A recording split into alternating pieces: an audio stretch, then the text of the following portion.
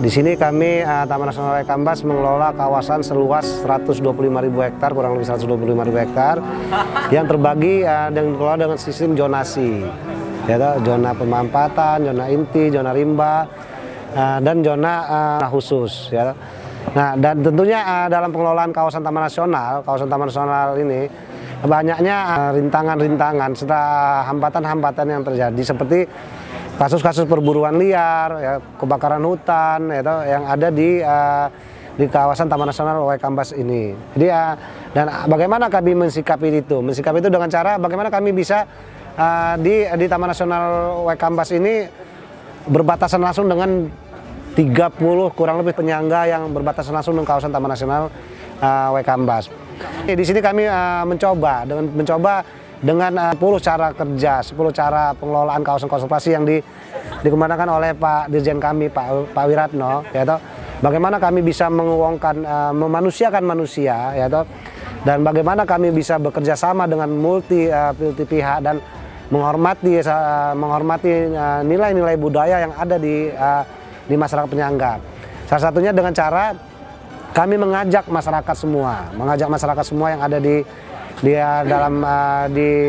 masyarakat pinggiran kawasan Taman Nasional untuk bagaimana kita bisa memanfaatkan Taman Nasional Waikambas ini dengan secara lestari.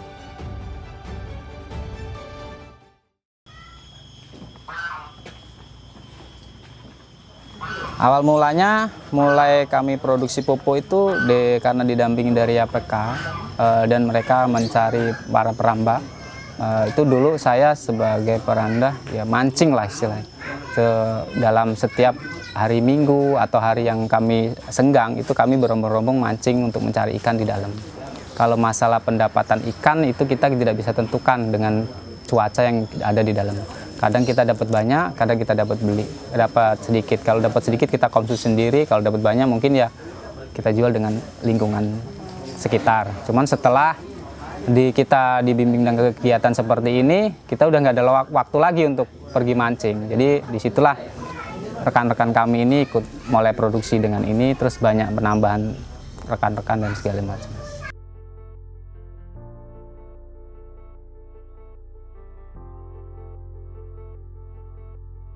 Melakukan kegiatan di 6 desa, dan 6 desa itu adalah desa yang dipilih oleh pihak mitra-mitra yang lain seperti YABI, WCS, dan juga PKS, serta Taman Nasional. Jadi bukan pilihan dari YAPK.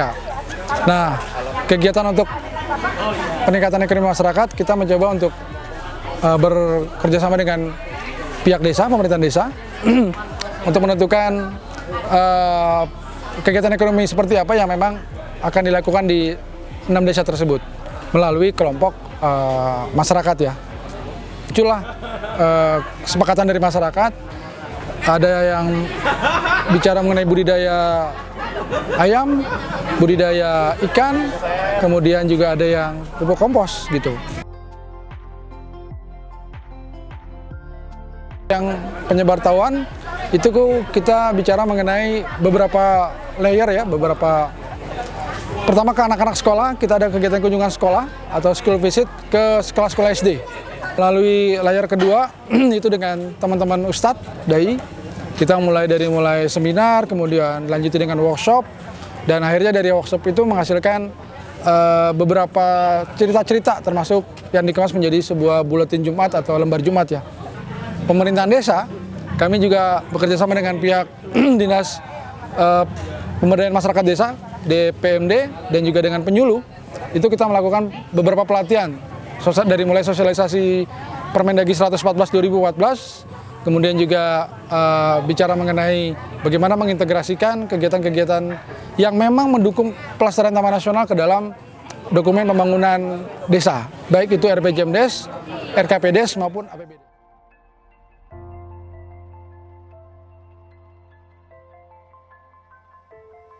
Jadi kelompok yang bahasanya diberikan ke kita oleh kepala desa, kita dari awal sudah bicara mengenai, kalau bicara mengenai penggalian potensi desa, PPD, itu kita tambahin satu kolom di mana kelompok ini memang ada atau terbentuk dari orang-orang yang melakukan kegiatan ilegal di dalam kawasan. Jadi kelompok yang kita dampingin itu sebelumnya kita minta kepada kepala desa adalah memenuhi syarat tersebut. Jadi harapannya kelompok yang kita dampingin ini adalah bisa mengubah pola hidup yang biasanya ke dalam kawasan merusak dengan dia tidak merusak lagi kawasan. Itu yang kita lakukan. Tapi kami juga di lapangan tidak menutup mata ya. Artinya kami juga harus melihat dari kelompok lain supaya tidak ada iri. Oh, kelompok yang ada orang yang masuk kawasan kok malah diperhatikan, kok yang nggak masuk kawasan nggak diperhatikan. Jadi kita mencoba untuk bermain imbang lah.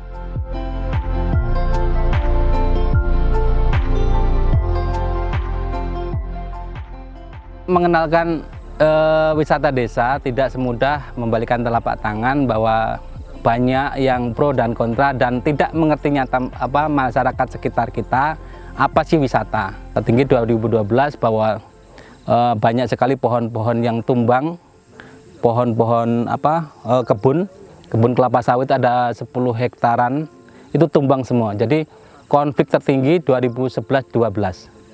Nah, bagaimana kita berupaya konflik itu tidak berkepanjangan, kemudian ada nilai ekonomi yang ada di sekitaran pinggiran Taman Nasional kita jadikan objek wisata. Jadi kegiatan masyarakat yang tidak disangka-sangka akan menjadikan ekonomi yang kegiatan sehari-hari, tapi kemudian kita kemas, kita jual, ternyata mereka-mereka ini sangat menyukai ala-ala yang ala-ala desa.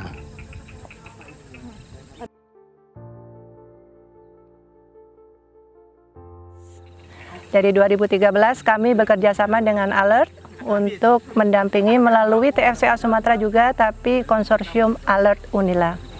Kami difokuskan pada desa di luar batas dengan desa penyangga. Kami memilih desa Braja Harjosari dengan desa Labuan Ratu 7 karena dua desa ini adalah dua dari 22 desa yang terdampak dengan konflik gajah manusia dengan frekuensi yang tertinggi. Harapan mereka sangat sederhana.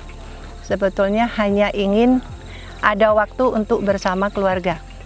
Jadi kalau dulu mereka siang bekerja di ladang, malam mereka menjaga ladang. Sehingga ibu-ibunya, anak-anaknya tidak pernah berkumpul dengan bapak atau putra yang anak yang laki-laki, putra. Jadi karena mereka harus jaga. Sehingga kami melakukan pendekatan, melakukan mitigasi konflik secara tidak langsung dengan mengungkap atau mengangkat potensi-potensi kearifan lokal di desa. Salah satunya di Desa Braja Harjosari permintaan mereka adalah wisata.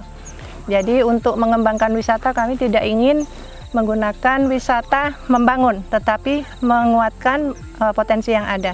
Sehingga disebutnya Desa Wisata Braja Harjosari atau Desa Wisata Waikambas Braja Harjosari berbasis bentang alam.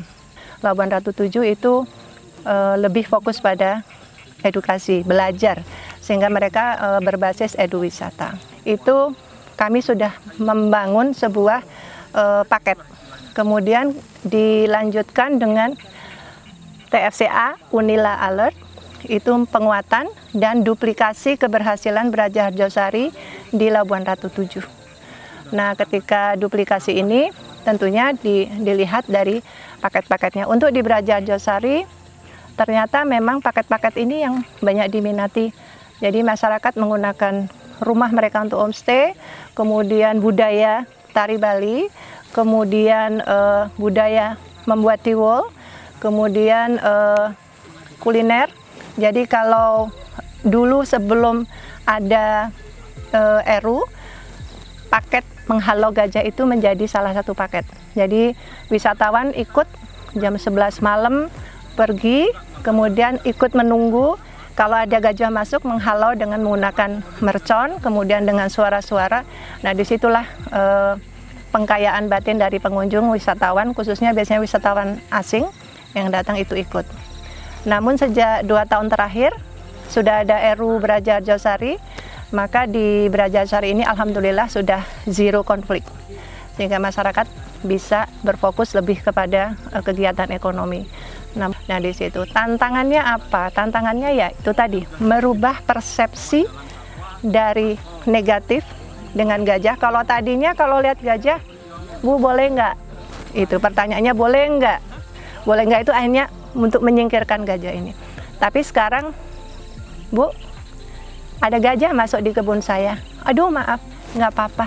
Karena kami memang harus hidup berdampingan. Ini adalah perubahan yang sangat signifikan dari negatif menjadi positif.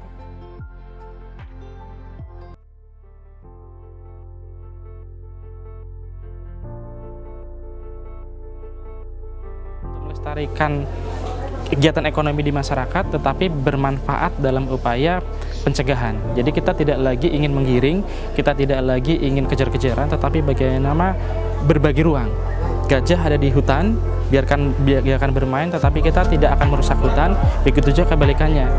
Masyarakat yang punya pemikiran bagaimana mencegah gajah untuk tidak masuk ke ladang, ke pertanian, sehingga tidak menimbulkan dampak kerusakan. Nah, ini yang disebut dengan bagaimana kita berbagi ruang, hidup berdampingan untuk merawat kehidupan di masa depan.